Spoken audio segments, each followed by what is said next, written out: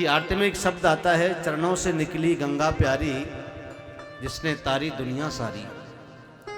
तो उसी समय जब 3 लोक नापे तो ब्रह्मांड में वो भगवान का पग चला गया, नक फोड़ करके नक से ब्रह्मा जी ने उसको चरण को धो लिया, धो करके उसी जल को अपने कमंडल में रख लिया।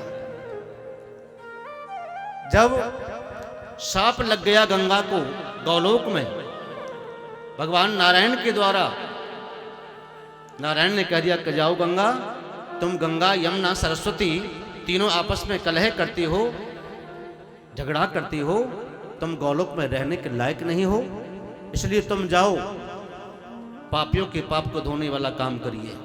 गंगा तुम जाइए। तो गंगा की तपस्या के लिए, गंगा का अवतरण करने के लिए भगीरथ ने तपस्या की, भगवान शिव की जटा पर आई और धराधाम को पापियों को पवित्र करने के लिए यहाँ भूतल पर निवास करने लगी। 5,500 वर्षों तक गंगा, यमुना, सरस्वती ये तीनों आपस में लड़ रही थी, तो तीनों को साप दिया अलग अलग रूप से, तो यहाँ जाएगी तो वहाँ जाएगी तो यहाँ जाएगी, लेकिन तीनों का काम यही होगा, पापियों को पाप धोने का।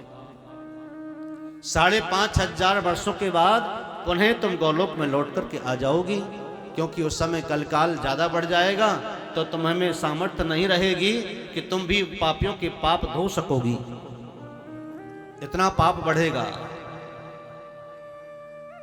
अभी तो कलयुग का प्रथम चरण चल रहा है, 4 चरण हैं, चौथे चरण में तो प्रलय हो जाएगा, तब कल के नाम का अवतार होगा, तब अधर्म का नाश करके भगवान धर्म की स्थापना करेंगे, फिर पुनः सतयुग की उत्पत्ति होगी, सतयुग प्रारंभ होगा। भागवत में लिखा है, तृतीय जब चरण कलयुग का आएगा तो प्रत्येक जीव चने की वृक्ष के झाड़ के बराबर होगा, उसकी हाइट, उसकी लंबाई बड़ी नहीं होगी, 3 फुट 4 फुट 6 फुट की नहीं होगी, केवल 1 फुट की होगी।